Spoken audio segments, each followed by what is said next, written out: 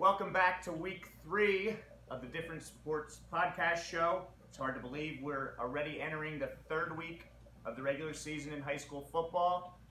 Week 1 of the college football season has ended, and this Thursday we are starting the NFL season. So all 3 levels of football are underway. Once again, shooting this from Southern Columbia's training room. Tim Jernak graciously allowed us to use this, so if there's any distractions in the background, I think the phone's kind of sideways too. It's taped up against the wall. As it was last week, again, we're not exactly putting thousands of dollars into the quality of this production, so it's about as original as it can get. Again, sponsored by Dave's Squared Screen Print and Embroidery. Right now, looking for other sponsors. I've been in contact the last week with a couple people, professional photographers, that have reached out to me about wanting to shoot a show professionally, but in order for that to happen, we're going to need some sponsors. If you're interested in any sponsoring, you may email me at davefegs9@gmail.com. That's DAVEFEGS9@gmail.com. My 2 guests are over here laughing. We'll get to them. I'll get the last laugh by the time they're done. So, as we do each week, the pick'ems. Now that we're into the NFL season, we're going to have 20 each week. 10 high school, 5 college, and 5 professional. Start with the high school ranks. Last week, same record as the first week. I went 8-2, so that brings my overall record to 16-4. Unfortunately, it was a very frustrating defeat for me. Both games I lost by 1 point. I picked Lehighton to beat Schuylkill Haven. Schuylkill Haven won that one 35-34. And I picked Danville to beat Loyalsock. Danville was winning the whole game, and Loyalsock came back and beat them 41-40. So, this week's games, Shikellamy at Loyalsock. I'm going with the Loyalsock Lancers simply based off of athleticism, plus Shikellamy's lost a lot of players from last year's team. Warrior Run at Danville. I'm going to be blunt here, picking Danville because they're simply just better. South Williamsport at Hughesville. Both teams replace a lot of players. However, South Williamsport's younger guys seem to be faring better right now than Hughesville's. I'm going with the Mounties to win that one. Central Columbia at Lehighton. As I mentioned, Lehighton suffered a 1-point loss last week to Schuylkill Haven, but I'm going with Central Columbia because they're more of a senior-laden team. Berwick at Williamsport. Very interesting game early on in the season. It's at Williamsport, but I'm going with the Bulldogs with the momentum they've put together in these first 2 weeks. Rivalry week in the other part of the coal region has Tri-Valley at Williams Valley. I'm going with Williams Valley just simply off of the past couple years they've won, so mentally Williams Valley has the edge. Montgomery at Wellsboro. Wellsboro's line is much bigger on both sides of the ball than Montgomery. I'm going with the Hornets in that one. Mifflinburg at Milton. Nice little rivalry as well. I'm going with the Black Panthers to beat Mifflinburg. I think, although Milton struggled over the last couple of years, I think Milton's pass game is better and will prevail in the end. Mount Carmel at Lewisburg. If you would have asked me this at the beginning of the season, I would have said Mount Carmel hands down. Lewisburg, although I picked them to win their first 2 games, they've looked better than I expected them to be. This is a toss-up in my opinion, but I'm going with the Red Tornadoes to rebound after that loss to Southern. Finally, Selinsgrove at Southern Columbia. Last year that was a regular season finale. Selinsgrove made a successful run into 4A state playoffs. However, they lost virtually everybody on their passing side of the ball, quarterback, receivers, linebacker, D-end. A lot of all-staters graduated, so I'm going with Southern Columbia in a rout. Obviously, you can't pick against a team that's won 63 straight regular season games. College ranks. 3-2 last week. Did not do very well. My wins were West Virginia over Tennessee, Auburn over Washington, and Notre Dame over Michigan. My losses, however, were disgraceful based on the outcomes. Florida did not help me out at all last week, the state that is. I picked Miami to beat LSU. LSU destroyed them. I picked Florida State to win at home against Virginia Tech, and the Noles laid a goose egg for the most part on offense. They couldn't get the ball in the end zone when they were in the red zone, so I lost those 2 games. This week, and again, I'm not just picking cupcake games to even my record out, to make my record nice. I'm going with the top games of the week. Georgia at South Carolina. Both teams are ranked this year. Nice SEC showdown. I'm going with the Bulldogs. Georgia had some distaste in their mouth after their season ended last year in the Rose Bowl. I'm going with the Bulldogs to beat the Gamecocks. Clemson at Texas A&M. This is the game day special this week. Game day will be at Texas A&M. I'm going with Clemson, although don't be surprised if that is an upset. Texas A&M's not ranked. However, Jimbo Fisher's their new coach, and he obviously has had a lot of practice against Clemson in his FSU days. So I'm going to take Clemson. However, don't be surprised if that's closer than expected. USC at Stanford, the first major Pac-12 game of the year. I'm going with USC. Obviously, Bryce Love, Stanford's running backs, one of the favorites to win the Heisman, but I just think USC has too much team speed on the outside for the Cardinal to keep up with them. Michigan State at Arizona State. Obviously, Sparty last week had a scare. They only won against Utah State by a touchdown. Arizona State's coach, they're on the rebound. Herm Edwards, first-year coach for the Sun Devils. I'm going with Michigan State, however, to win that one. And the in-state rivalry between Penn State and Pitt, that's at Heinz Field. Obviously, a lot of people were confused with Penn State's performance last week. However, I'll be the first to tell you Appalachian State is better than expected.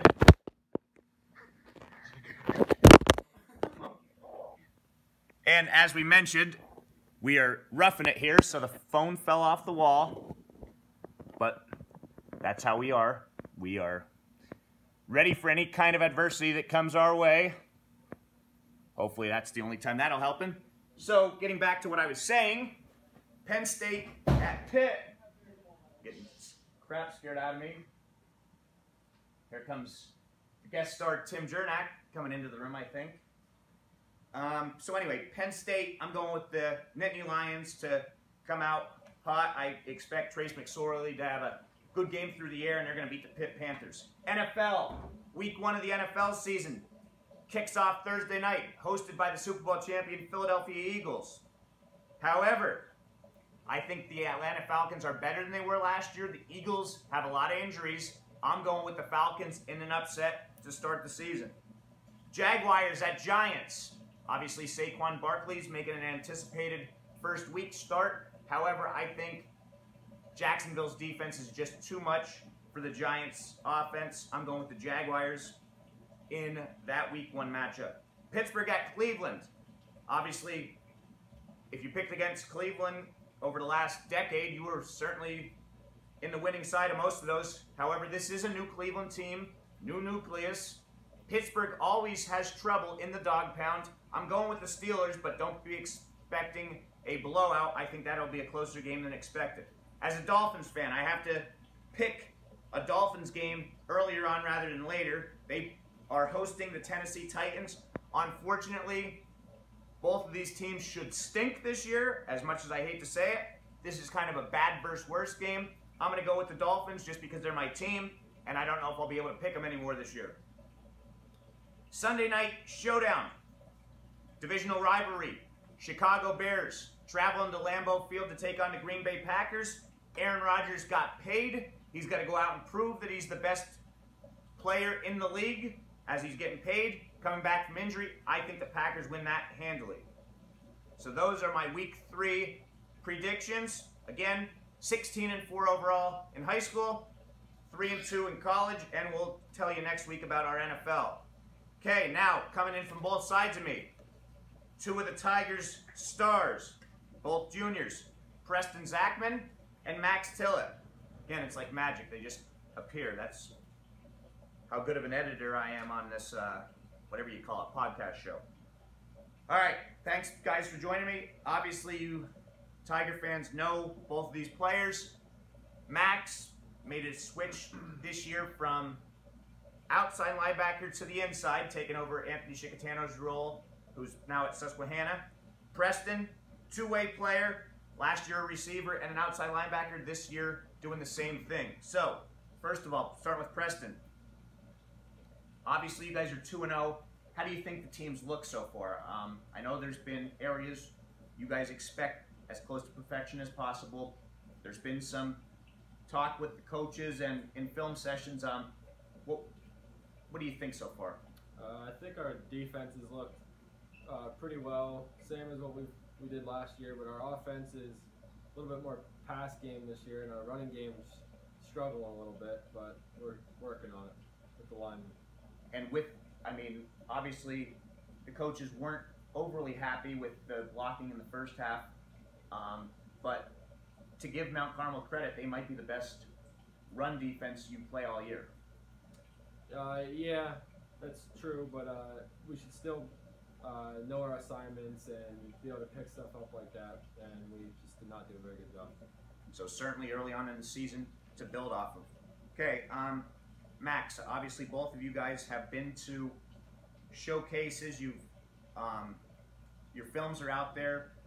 Just tell me a little bit, take me through the whole recruiting process and how that is. Obviously some kids in the summer want to just spend the summer enjoying their time. You guys are out there grinding. Take me through the process of what it's like or what it takes to get looked at and hopefully ultimately get a scholarship at the college level. Well, definitely the camps are a big help. You're doing all these drills and stuff right in front of coaches, so really gets your name out there. Just going a lot of those, just lifting, doing speed camp stuff, yeah. Just doing a lot to get better, get your name out there. And off of that, is it nerve-wracking at all going to these, like if you're in Blacksburg at Virginia Tech, knowing the history of some of these programs, does that hype you up at all, make you nervous, or what's that feel like? Are you used to it by now? Well, it's definitely really exciting seeing all these different indoor stadiums and stuff, but definitely when you get there, you just gotta focus on what you have to do and not think about all these college coaches that are looking at you. You just gotta focus on the drills. Yeah, you're used to seeing them on TV, then to see them in person. Obviously, it's kind of shocking at first, I'm sure. Preston, now obviously we're talking here about football, but both of these guys are three-sport athletes. Take me through, because especially in nowadays, back in the older generation days, you played the sport in season those 3 months, and then you were done with it for 9 months unless you did something on your own. It's hard enough to do 2 sports, but to be able to fit 3 sports in your summer routine, off seasons, in between sports, what does it take to be able to handle playing 3 different sports? I would say the toughest thing is the transitioning from one sport to the next. So like football last year, we were in a state championship. We missed the first 3 weeks of wrestling practice. It was tough to just go in there when everyone else is already about in shape and you're not in shape at all for wrestling. And then same thing for going from wrestling to baseball, and everyone's already had a couple weeks of practice and you don't have any. It's just a hard transition. And by the end of the year, by baseball season ending, are you more of just ready for a break for the amount of time you put in, or playing 3 sports, just not used to it and you just want to keep going? I would rather just keep going. I think playing the 3 sports gives you a break from some of the other sports, and I enjoy it. Okay, Max, now Preston's obviously got an older brother and a younger brother. You have 3 older brothers, younger sister. What is it like being the young guy? Obviously, I'm sure at times you took a thumping as you're growing up, but do you think it's benefited you to have, and again, it doesn't have to be a brother, sometimes it could just be a neighbor or a close family friend, to have those guys to learn from their how they excelled, or if they made mistakes throughout the way? What's that like? Well, it's definitely benefiting, because I used to, like, going to all their games growing up, I used to sit and watch in the stands, watching everything they do, the way they present themselves, so it's definitely beneficial. Okay, Preston, obviously you've been through it now for, this is being your 3rd year. just to be able to play for the black and gold, what does that mean, knowing the history of the program of Southern Columbia? Obviously, you guys have had success in your time at Southern. You played in a state championship game as a freshman and sophomore, winning one and losing one. But knowing the history, being the state's all-time winningest state championship school, arguably the best coach to ever coach in Pennsylvania, and Coach Roth, what is it like to be able to suit up for the Tigers on a Friday night? I think it's something special, and it's something that a lot of younger kids look up to when they're young. I know I looked up to it when I was younger, and then just having that kind of fan base, and you look into the stands when you're on the field, and there's just all those fans and everything. We get probably the most fans of any high school football team in the state. It's just something really special. And that's actually, I was going to say, kind of funny. I know two players last year, we mentioned Chicatano, Elijah Huffman, the kicker, and Tyler Bendis hopefully come back from an injury sooner rather than later. But I know one of the things that they said the same thing, especially at the Division III level, you go to a game and it's like a fifth of the way filled compared to Southern. Obviously, some of the high school kids that make the transition to college are used to small crowds, but doing that, I think it definitely helps, especially playing at a higher level in college. Max, obviously you guys know Selinsgrove is not the same Selinsgrove team that you played last year. Last year was the end of the season. You knew they were going to be passing on you. Pretty much knew all the way around. What do you think the keys are in not looking past Selinsgrove? Because obviously, and being the history, you have Shamokin next week. Coach Hynoski will be coming to Tiger Stadium. That's going to be obviously a lot of media attention. But what do you guys need to do this week to make sure? I think Tim has it. I have a conflict. Does he have any money box? Because that told me that. Would it be in here? No. She said that. She said Jim's going to get my 10. Sorry. Not a problem. I already said we have people coming in and out of the training room. Not a problem at all. I don't know. Maybe he has it. I know he went down, I think. Did he? I think. Okay. Not positive. Is his part still out there? Yeah, it is. Can you just check in one of those things? Yeah. Just in case I stuck it in there. Not in there. Not in there. Not in there. Okay. Okay. Thank you. Not a problem. Stay cool out there. Yeah, really. All right.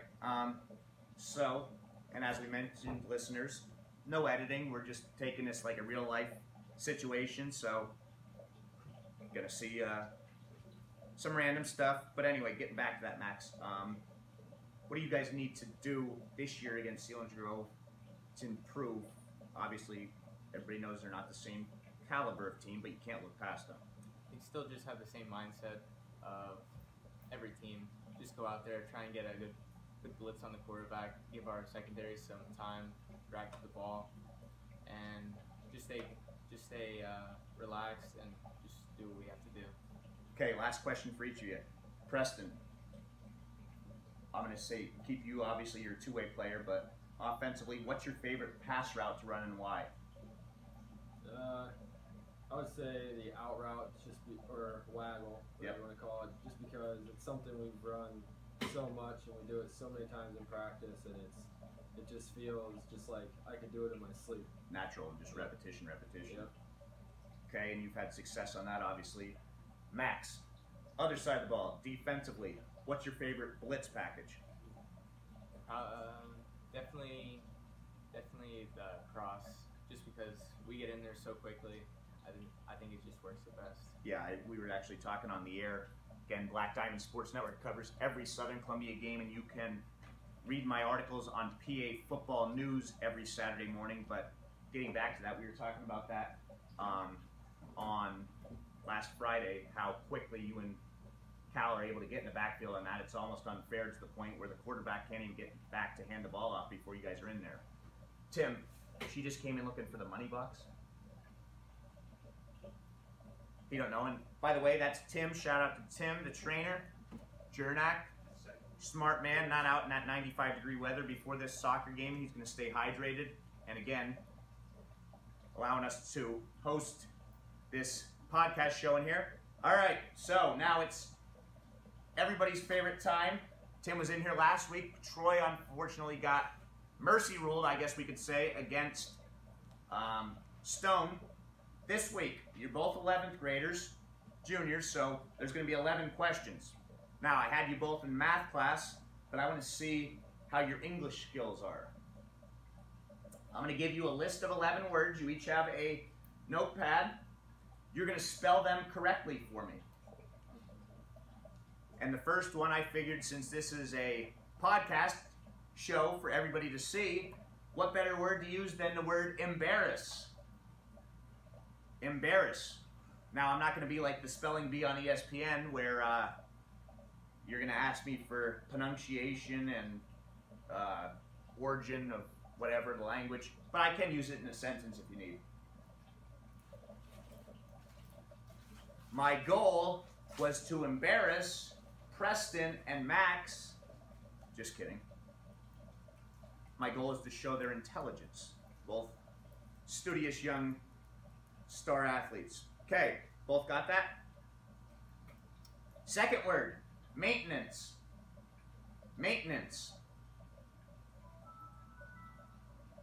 The maintenance staff has to be dreading this heat working outside. Come on in. Got a soccer goalie coming in to get her stuff. She'll be live. You're a celebrity now, Rylan. Thanks. Best of luck in your soccer season. Thank you, David. Good luck, boys. Okay, that was maintenance. Third word, recommend. I would recommend that you keep listening to this podcast show. Recommend.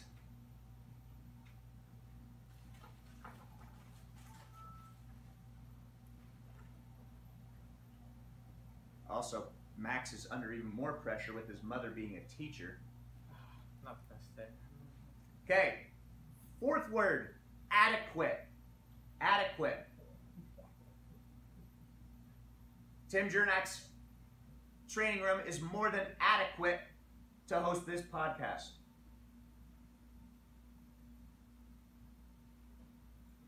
Next word, carnivore. Carnivore.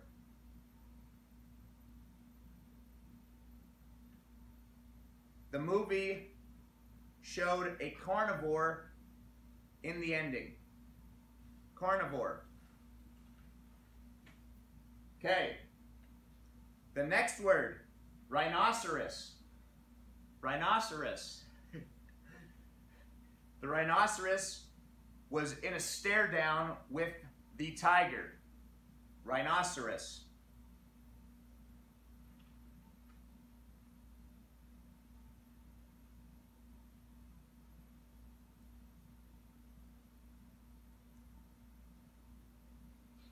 Next word, mosquito. It's hot enough outside, but if you get bit by a mosquito, it makes matters even worse. Mosquito.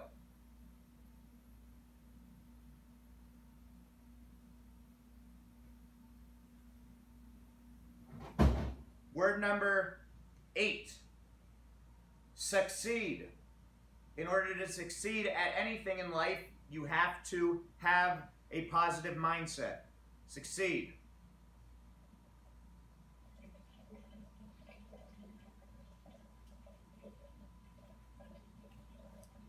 Ninth word, vacuum.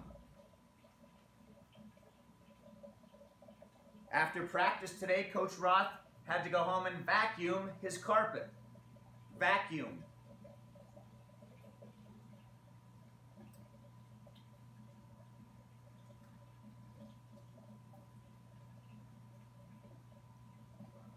Tenth word, xylophone.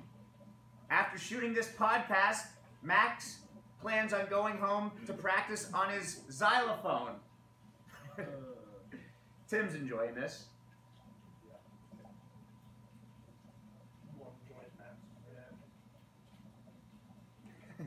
Xylophone. And the final word. Now I'll go through and list them all again in case you missed any. 11 is camouflage. Southern's defense looks like they're in camouflage the way they shut down the Opposing offenses. Camouflage. Now, I will go through and say the words again. First word, embarrass. Second word, maintenance. Third word, recommend. Fourth, adequate. Fifth, carnivore. Sixth, rhinoceros. 7, mosquito. 8, succeed. 9, vacuum. 10, xylophone. 11, camouflage. Okay, now you both have pens, and I know you wouldn't cheat. So I'm going to spell the first word, embarrass. Actually, I'm going to ask each of you to tell me how you spelled it. I'll switch words. No. I'm going to go Preston for the first one. Embarrass. Preston should not be embarrassed because he spelled that correct. Good job. Did you spell that correct, Max? I did not. Okay, so Preston's up 1-0. As long as it sounds like it is, right? You're going with the phonetic. Okay, Max, maintenance. MAINTENENC. M-A-I-N what? You have the letters, but you don't have them in the right order. Maintenance. M-A-I-N-T-E-N-A-N-C-E. Got it, Preston? Yeah, I got it. Okay, 2-0 lead. Preston's got a safety. Okay, third word. Recommend. RECOMMEND. That is correct. I do not have that right. He does not have it. Max, I would recommend that you study the dictionary as often as you study your playbook. Okay. Max, your turn to, hopefully, Preston's got a field goal lead on you right now. Adequate. Yeah, I don't have that. Okay, you just took the 0 on it. Can we go with Preston? ADEQUATE. Adequate. 4 for 4 and 0 for 4. Preston, it's your turn again. Carnivore. CARNIVORE. Oh, Right. Oh, I forgot the E. He forgot the E. Carnivore. We're going to give it to you. That's an oversight. Yeah. Add the E. He just forgot it. Come I on. forgot it. It's like you guys in a mercy rule game. You don't take the extra Forget point. a play during the game, you don't get to I redo forgot it. That is true. We're going to hold that and see. We're going to put a star Yeah. next to that. Yeah. Okay. Rhinoceros, Max. I don't have that one. You don't I got have it? Rhino. Yes, Rhino. Okay. Preston. RIN. No, wrong. RHINOCEROS. I had Rhino. Rhinoceros has that one. That's what's goofy about the English language. They have, throw these letters in that don't even come up when you say that, like rhinoceros. Why should that have an H in it? It's like Favre, how he spells his last name. Favor. Okay, Max. Or no, I guess we're back to Preston. Mosquito. MOSQUITTO. Close. Wait. Okay. No, you're wrong after the second letter. Oh, God. You used too many T's. MOSQUITO. Max. Succeed. Better have got this one right. S. Say it. No. I'm No, not say it. saying I'm telling you. This. Yeah. Okay. Okay. SUCCEED. Very good, Max. Max just had the opportunity, and he did succeed in spelling the word succeed right. Did you get that right? Yes. Okay. Vacuum. VACUUM. I don't have the last one. He doesn't have it? So, vacuum. What you use to do a sweep. Technically, if we're in baseball terms, right now Preston is sweeping Max with his vacuum. Max, your last word. Xylophone. Can you at least tell me what it starts with? I don't know. X, right? X, yes. X marks the spot. Good boy. I did write an X. He has the X, okay. So good start. Preston, did you get this? XYLLOPHONE. Very close. There's only one L. Oh. The words you have gotten wrong have only been off by a letter. you're at least trying, where Max is just, he's kind of making Worse. he's making a little, what you call it. I'll be honest with you, when I tried spelling these words at first, I got 6 right out of 11, so you'd be beating me right now. Okay. Preston, camouflage. CAMOFLAGE. You missed one letter again.